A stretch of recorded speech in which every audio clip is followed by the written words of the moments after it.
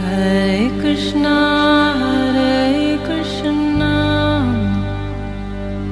Krishna Krishna, Hare Hare, Hare Rama, Rama Rama, Hare Hare। नमस्कार, radio मानव रचना 107.8 पर मैं हूं सरिता आपके साथ और शुरू हो चुका है कार्यक्रम आत्मदर्शन। श्रोताओं, जैसे कि आप सब जानते हैं, इस कार्यक्रम में हम बहुत सारे ऐसे प्रसंगों और कथाओं को जानते हैं जिनसे कुछ आध्यात्मिक ज्ञान हमें सीखने को मिलता है। और इस कार्यक्रम में हमेशा की तरह स्टूडियो में मौजूद हैं रागलेखा दासी जी, चिरानाशित युगाचार्य श्रीमद भक्ति वेदांत नारायण गोस्वामी जी की शिष्या। रागलेखा दासी जी, आपका स्वागत है हमारे स्टूडियो में। हरे कृष्ण जी। तो श्रोताओं, आजकल कार्यक्रम आत्मदर्शन में हम जो बात कर रहे हैं वो कर रहे हैं महाभारत के बारे में। जी हाँ, इस महाकाव्य के बारे में हम बात कर रहे हैं जिसमें बहुत सारे प्रसंग, बहुत सारी कथाएं हैं और बहुत लोगों ने टेलीविजन पर महाभारत सीरियल के अंतर्गत ये सब देखा भी होगा। लेकिन हम रागलेखा दासी जी से हम जान रहे हैं कि किस तरह से ये प्रसंग जो है, कथाएं महाभारत में जो समाहित हैं, इनका वर्णन वो हमें बता रही हैं। पिछले एपिसोड में हमने ये जाना कि किस तरह से जो दुर्योधन और शकुनी हैं, ये साजिश रच रहे हैं पांडवों के खिलाफ कि किस तरह से उन्हें हराया जाए, क्योंकि उन्होंने राजसूय यज्ञ जो है संपूर्ण कर लिया था और दुर्योधन और बाकी के कौरव इस बात को झेल नहीं पाए और शकुनी के साथ मिलकर दुर्योधन जो है वो जुआ खेलने का षड्यंत्र उनके साथ करना चाहते हैं ताकि वो उनको हरा सकें। तो इस प्रसंग को आगे आज हम जानते हैं रागलेखा दासी जी से। जी। धृतराष्ट्र ने दुर्योधन को संबोधित करके कहा, बेटा तुम इतने खिन्न क्यों हो रहे हो? क्या शकुनी की कथनाच अनुसार तुम पीले, दुर्बल और विवर्ण हो गए हो? मुझे तो तुम्हारे शोक का कोई कारण नहीं मालूम होता। तुम्हारे भाई और मित्र भी कोई अनिष्ट नहीं करते, फिर तुम्हारी उदासी का क्या कारण है? दुर्योधन ने कहा, पिताजी मैं तो कायरों के समान खा पी पहनकर अपना समय काट रहा हूँ। मेरे हृदय में द्वेष की आग भड़क रही है। जिस दिन से मैंने युधिष्ठिर की राजलक्ष्मी देखी है, मुझे खाना पीना अच्छा नहीं लगता। मैं दीन दुर्बल हो रहा हूँ।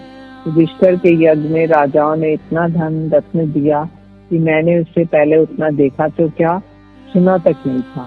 शत्रु की अतुल धनराशि देखकर मैं बेचैन हो गया हूँ। कृष्ण ने जो बहुमूल्य सामग्रियों से युधिष्ठिर का अभिषेक किया था, इसकी जलन मेरे चित्त में अभी भी बनी हुई है। युधिष्ठिर के ऐश्वर्य के समान इंद्र, यम, वरुण, कुबेर का भी ऐश्वर्य नहीं होगा। उनकी राजलक्ष्मी देखते मेरा चित्त जल रहा है, मैं अशांत हो गया हूँ। दुर्योधन के बाद समाप्त होने पर धृतराष्ट्र के सामने ही शकुनी ने कहा, दुर्योधन वे राजलक्ष्मी पाने का उपाय मैं तुम्हें बतलाता हूँ। मैं दूध कीड़ा में संसार में सबसे अधिक कुशल हूँ। कपट दूध से उन्हें जीतकर निश्चय ही उनकी सारी दिव्य संपत्ति ले लूंगा। पिताजी आप इनको आज्ञा दे दीजिए, दुर्योधन ने कहा। दुर्योधन ने कहा, पिताजी यदि विदुर जी आ गए तब तो वे आपको अवश्य रोक देंगे। ऐसी अवस्था में मैं निसंदेह प्राण त्याग कर दूंगा। मुझे तो जुए में विरोध ही विरोध दिख रहा है। जुए आपस की फूट का मूल कारण है, इसलिए तुम उसका उद्योग बंद कर दो। विदुर जी जैसे ही आए वो ऐसा कहने लगे, देखो माता पिता का काम है हित अहित समझा देना, सो मैंने कह दिया। तुम वंश परंपरागत राज्य प्राप्त हो गया है तुम्हें और मैंने तुम्हें पढ़ा लिखा कर पक्का भी कर दिया है। दुर्योधन ने कहा, पिताजी मेरी धन संपत्ति बहुत ही साधारण है, इससे मुझे संतोष नहीं है। मैं युधिष्ठिर के सौभाग्य लक्ष्मी और उसके अधीन सारी पृथ्वी देखकर बेचैन हो रहा हूँ। मेरा कलेजा विहर रहा है। हाय मेरा कलेजा पत्थर का है, तभी तो मैं इतनी बातें करता और सब कुछ सहता हूँ। समुद्र के अनेक द्वीपों, रत्नों की खानों, हिमालय के राजा तनिक देर करते आए थे, इसलिए उनकी भेंट अस्वीकार कर दी गई। युधिष्ठिर ने मुझे ही ज्येष्ठ और श्रेष्ठ समझकर सत्कार के लिए रत्नों की भेंट लेने के लिए नियुक्त किया। हीरों, रत्नों और मणि माणिक्यों की इतनी राशि इकट्ठी हो गई थी कि उसके ओर छोर का पता नहीं चलता था। जब रत्नों की भेंट लेते लेते मेरे हाथ थक गए, मैंने क्षण भर के लिए विश्राम किया। तब भेंट लिए राजाओं की भीड़ दूर तक लग गई थी। उस समय मैं बाबली का को सतिक का गज समझकर जल में गिर के पड़ा था। उसी समय तो केवल भीमसेन ही नहीं, कृष्ण, अर्जुन, द्रौपदी और भी बहुत सी स्त्रियां हंसने लगी थी। इससे मेरे चित्त को बड़ी चोट लगी है। जिन रत्नों को मैंने कभी नाम भी नहीं सुने, उन्हें मैंने पांडवों के पास अपनी आंखों से देखा है। जी। अर्जुन ने बड़ी प्रसन्नता के साथ 500 बैल ब्राह्मणों को दिए। उनके सींग सोने से मड़े हुए थे। राज्य यज्ञ के समय युधिष्ठिर की जैसी सौभाग्य लक्ष्मी चमक रही थी, वैसे अन्य अन्य राजाओं की नहीं थी। पिताजी, उन सब के कारणों से मेरा हृदय विदीर्ण हो रहा है, चैन नहीं है। मैं दिनों दिन दुबला और पीला पड़ता जाता हूँ, शोक के समुद्र में घोटे खा रहा हूँ। इस दिन की बात सुनकर धृतराष्ट्र ने कहा, बेटा तुम मेरे ज्येष्ठ पुत्र हो, पांडवों से द्वेष मत करो। ऋषि को मृत्यु तुल्य कष्ट भोगना पड़ता है।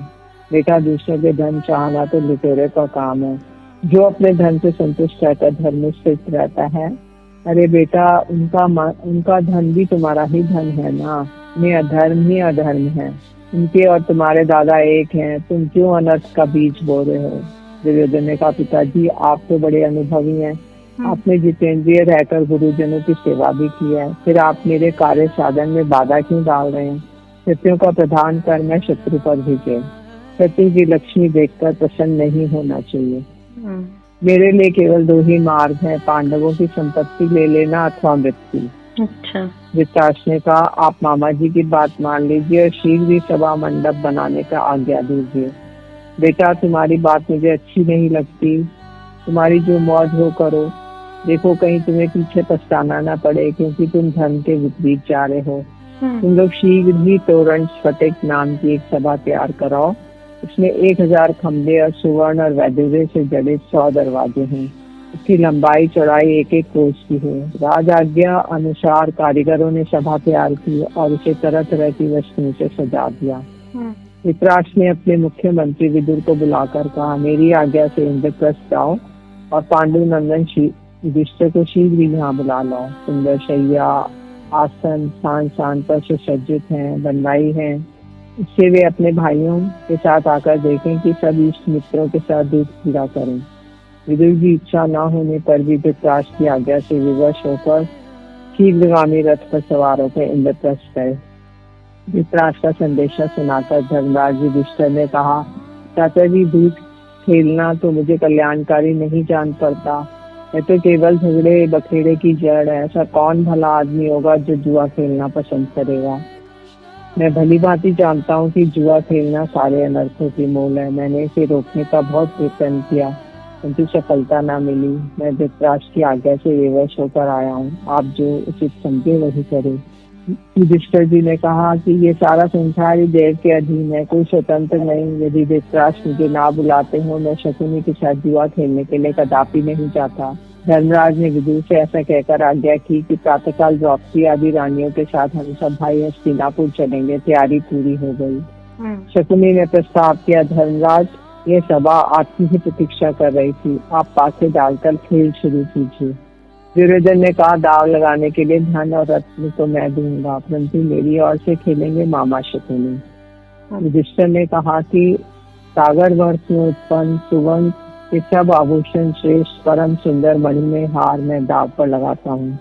अब आप बताइए कि आप दाव पर क्या रखते हैं। दुर्योधन ने कहा, मेरे पास बहुत सी मणियां धन है, मैं उनका नाम गिनाकर अहंकार नहीं दिखाना चाहता। आप इस दाव को जीतिए। तो शकुनी ने हाथ के पासे उठाया और बोला, ये दाव मेरा रहा। और इस प्रकार अपने पासे डाले कि सचमुच ही उसकी जीत रही। युधिष्ठिर ने कहा, शकुनी ये तो तुम्हारी चालाकी है। अच्छा, मैं इस बार 1,18,000 मोहरों की बड़ी थैलियां, अक्षय धन भंडार और बहुत सी सुवर्ण राशियां दाव पर लगाता हूँ। शकुनी ने इसको भी मैंने जीत लिया। युधिष्ठिर ने कहा, मेरे पास तांबे और लोहे की संदूक में 400 खजाने बंद हैं, एक एक में 5-5 द्रोण सोना भरा है, वही मैं दाव पर लगाता हूँ। शकुनी ने कहा, लो मैंने वह भी जीत लिया। युधिष्ठिर जी ने कहा, राजन आप अर्जुन को आज्ञा दीजिए कि वे पापी दुर्योधन को दंड देकर ठीक कर दे। इस दंड देने पर ही कुरुवंशी सैकड़ों वर्ष तक सुखी रह सकते हैं। दुर्योधन को त्याग कर मयूर और सिंह की भांति पांडवों को अपने पास रख लीजिए। कुल की रक्षा के लिए पुरुष की, गांव की रक्षा के लिए कुल को, देश की रक्षा के लिए गांव को और आत्मा की रक्षा के लिए देश को भी छोड़ दें। पांडवों की महान धनराशि पाने के लालच से आप लोग उनके साथ द्रोह न करें, नहीं तो लोभंध राजा के समान आप लोगों को पीछे पछताना पड़ेगा।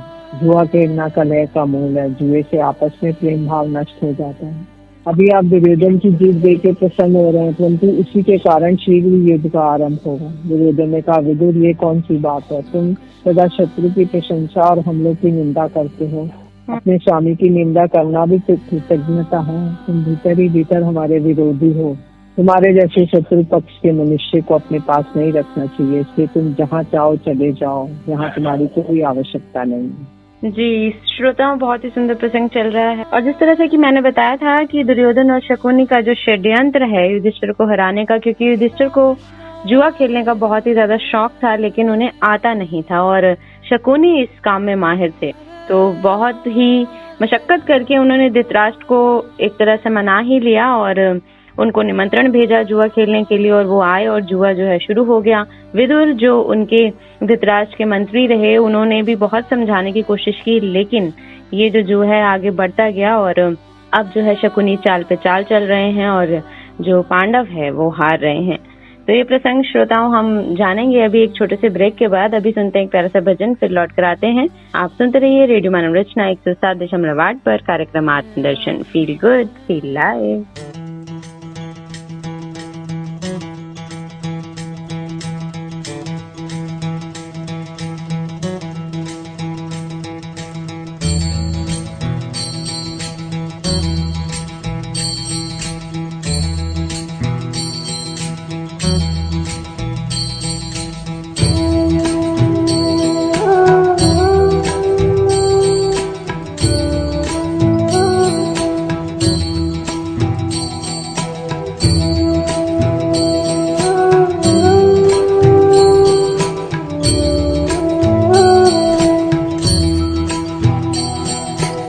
जय राधा माधव जय कुंज बिहारी, जय राधा माधव जय कुंज बिहारी, जय राधा माधव जय कुंज बिहारी, जय राधा माधव जय कुंज बिहारी, जय राधा माधव जय कुंज बिहारी, जय राधा माधव जय कुंज बिहारी, जय गोपी जन वल्लभ, जय गोपी जन वल्लभ, जय गोपी जन वल्लभ, जय गोपी जन वल्लभ, जय गोपी जन वल्लभ, जय गिरवरधारी, जय राधा माधव जय कुंज बिहारी, जय राधा माधव जय कुंज बिहारी।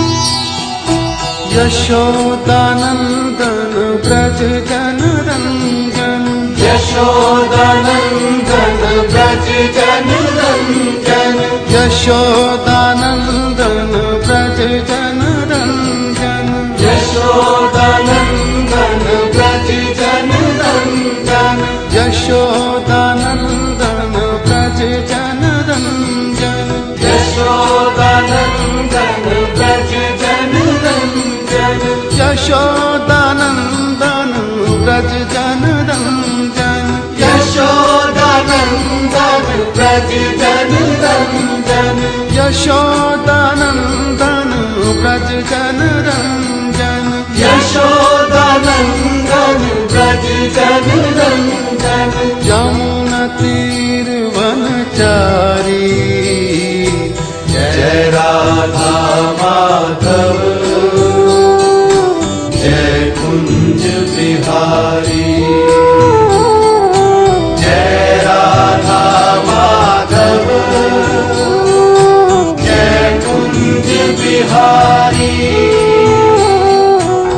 जय गोपी जन वल्लभ, जय गोपी जन वल्लभ, जय गोपी जन वल्लभ, जय गोपी जन वल्लभ, जय गोपी जन वल्लभ, जय गिरवरधारी,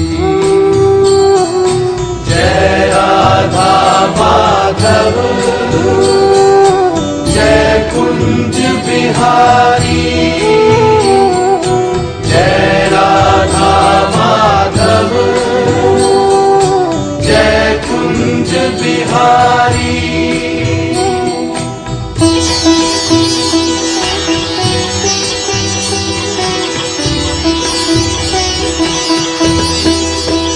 हरे कृष्णा कृष्णा कृष्णा हरे हरे, हरे कृष्णा कृष्णा कृष्णा हरे हरे, हरे कृष्णा कृष्णा कृष्णा हरे हरे, हरे कृष्णा कृष्णा कृष्णा हरे हरे, हरे राम राम राम हरे हरे, हरे राम राम राम हरे हरे, हरे कृष्णा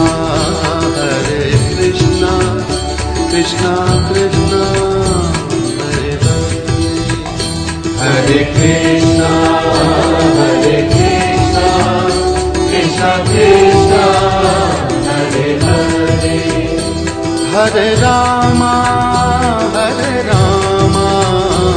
राम राम हरे हरे, हरे राम राम राम हरे हरे, हरे कृष्णा कृष्णा कृष्णा हरे हरे, हरे राम राम राम हरे हरे, हरे कृष्णा कृष्णा कृष्णा हरे हरे, हरे राम राम हरे हरे, हरे कृष्णा कृष्णा कृष्णा हरे हरे, हरे राम राम राम हरे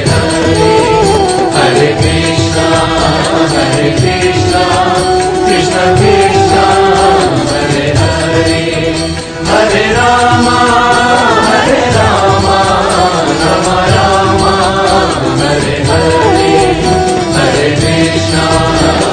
कृष्णा कृष्णा कृष्णा हरे हरे, हरे राम राम राम हरे हरे, हरे कृष्णा कृष्णा कृष्णा हरे हरे, हरे Ram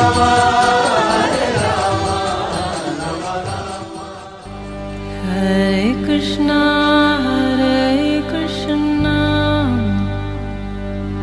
Krishna Krishna Hare Hare, Hare Rama Rama Rama Hare Hare। स्वागत है श्रोताओं आप सभी का एक बार फिर रेडियो मनोरचना 107.8 पर। मैं हूँ सरिता आपके साथ और कार्यक्रम आत्मदर्शन में महाभारत के प्रसंगों को हम रागलिखा दासी जी से जान रहे हैं। और अभी किस तरह से रागलिखा दासी जी ने बताया कि जो जुआ है वो शुरू हो चुका है। दुर्योधन ने जो है शकुनी मामा को आगे किया खेलने के लिए कि मोहरे मैं लगाऊंगा, पैसा मैं लगाऊंगा, लेकिन खेलेंगे शकुनी मामा। और शकुनी मामा तो षड्यंत्र कर रहे हैं और विदुर भी ये सब देख रहे हैं और वो मना भी कर रहे हैं, लेकिन दुर्योधन उनको वहां से भेजने के लिए आतुर हैं कि वो वहां से जाएं, क्योंकि वो पांडवों का साथ दे रहे थे। तो इस प्रसंग को अब आगे जानते हैं रागले खदासी जी से। जी।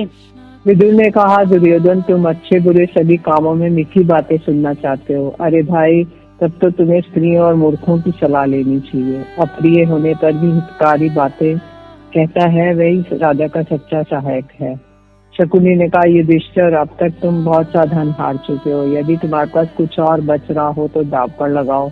तो वो बोले कि हाँ, मैं नकुल, अपने प्यारे भाई नकुल को दाव पे लगाता हूँ। युधिष्ठिर ने कहा, मेरे भाई सदैव धर्म के व्यवस्थापक है, फिर भी मैं उन्हें दाव पर लग सकता हूँ। मेरे भाई अर्जुन है, उन्हें मैं दाव लगाने योग्य नहीं है, फिर भी मैं दाव पर रखता हूँ। भीमसेन को भी दाव पे लगा दिया।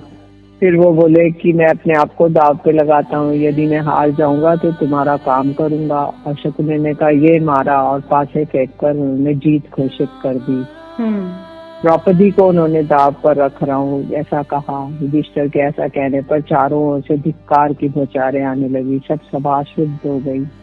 शकुनी ने विजयोन्मद मत होकर यह लिया और छल से पासे फेंके और अपनी विजय घोषित कर दी।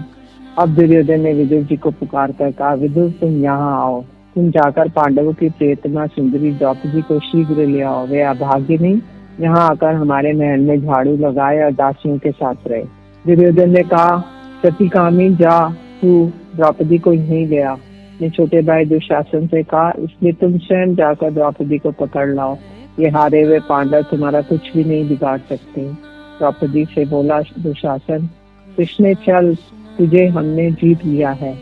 द्रौपदी का हृदय दुख से भर गया। वे आर्त भाव से मुंह ढककर राजा धृतराष्ट्र के रनिवास की ओर दौड़ी।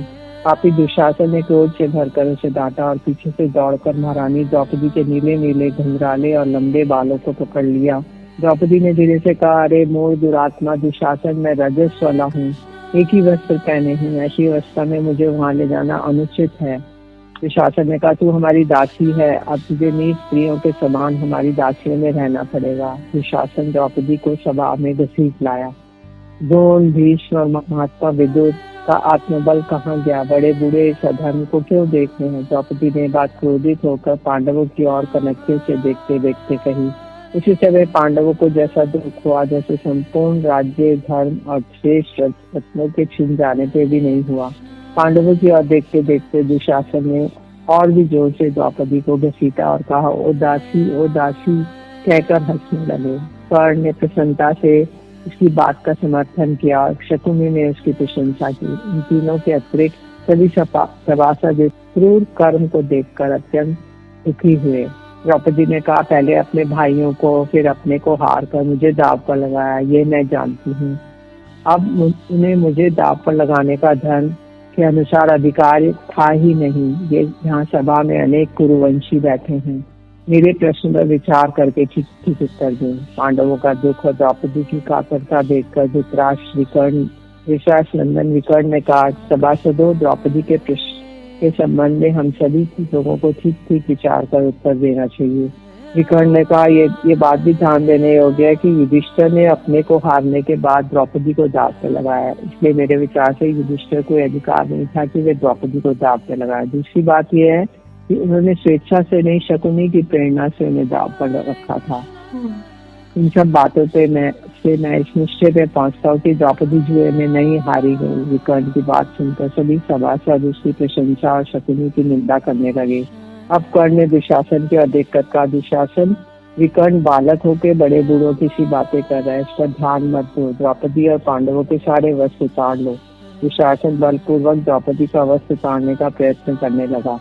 जिस समय दुशासन द्रौपदी के वस्त्र खींचने लगा, द्रौपदी भगवान कृष्ण का स्मरण करके मनी मन प्रार्थना करने लगी, हे गोविंद, हे द्वारकावासी, हे सच्चिदानंद स्वरूप प्रेम धन, हे गोपीजन वल्लभ, हे सर्वशक्तिमान प्रभु, कौरव मुझे अपमानित कर रहे हैं, ये क्या बात आपको मालूम नहीं है? हे जनार्दन, मैं कौरवों के समुद्र में डूब रही हूँ, आप मेरी रक्षा कीजिए। मैं कौरवों से घिरकर बड़े संकट में पड़ गई हूँ, मैं आपकी शरण में हूँ, आप मेरी रक्षा कीजिए। त्रिभुवनपति भगवान कृष्ण ने के स्मरण में तन्मय होकर मुंह ढककर रोने लगी। की आर्त पुकार भगवान कृष्ण के पास पहुंची। भक्त वत्सल प्रभु प्रेम परवश होकर द्वारका की सेज भोजन लक्ष्मी को भी भूल गए, दौड़ दौड़ के द्रौपदी के पास पहुंचे। उस समय द्रौपदी अपनी रक्षा के लिए हे कृष्ण, हे विष्णु, हे हरे, भगवान श्री कृष्ण ने गुप्त रूप से वहां पर बहुत ही से सुंदर वस्त्रों से द्रौपदी को सुरक्षित कर दिया। दुरात्मा दुशासन द्रौपदी को नंगी करने के लिए वस्त्रों को जितना ही खींचता उतने ही वस्त्रों की बढ़ती होती जाती। इस प्रकार रंग बिरंगे बहुत से वस्त्रों का ढेर लग गया। उस समय भीमसेन के दोनों होठ क्रोध से कांप रहे थे।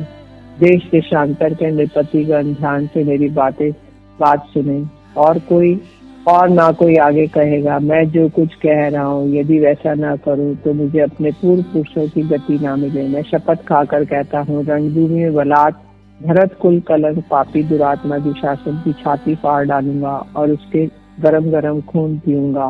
भीमसेन की भीषण प्रतिज्ञा सुनते सबके रोंगटे खड़े हो गए। सभी सभासद भीमसेन की बुरी बुरी प्रशंसा और दुशासन की निंदा करने लगे। अब दुशासन द्रौपदी का वस्त्र खींचते खींचते थक गया था। दुशासन के लिए सबके मुंह से धिक्कार है शब्द निकलने लगे। कर्ण ने कहा, दुशासन भाई, इस दासी द्रौपदी को घर ले जाओ। कर्ण की आज्ञा पाते दुशासन बड़ी सभा में द्रौपदी को घसीटने लगा। वे लज्जावश कांपने लगी और पांडवों की और देखकर बोली, पहले जब महलों में मुझे वायु छू जाया करती तब पांडवों से सहन नहीं होती। आज ये दुरात्मा भरी सभा में मुझे खींच रहा है और वे शांत भाव से बैठे सह रहे हैं। मैं कौरवों की पुत्री के समान पुत्रवधू हूँ, पर वे मुझे इस क्लेश में पड़ी देखकर छू तक नहीं करते। मैं आज भरी सभा में घसीटी जा रही हूँ। भीष्म पितामह ने कहा, इस समय कौरव लोभ और मोह के वश हो गए हैं। वह इस बात की सूचना है कि शीघ्र ही कुरुकुल का नाश हो जाएगा। तुम जिस कुल की बहू हो उस कुल के लोग बड़े बड़े दुख सहकर भी धर्म मार्ग से नहीं दिखते हैं। भीमसेन ने अपनी दिव्य भुजा उठाकर कहा, यदि उदार शिरोमणि धर्मराज हमारे कुल के कर्ता धर्ता सर्वस्व न होते तो क्या हम इस अत्याचार को सहन कर लेते? यदि मेरी प्रभुता होती तो क्या दुरात्मा दुशासन द्रौपदी के केश पकड़कर भूमि पर गिराकर पैरों से ठुकराकर भी अब तक जीवित रहता? धर्म की रस्सी में मैं बंधा हूँ।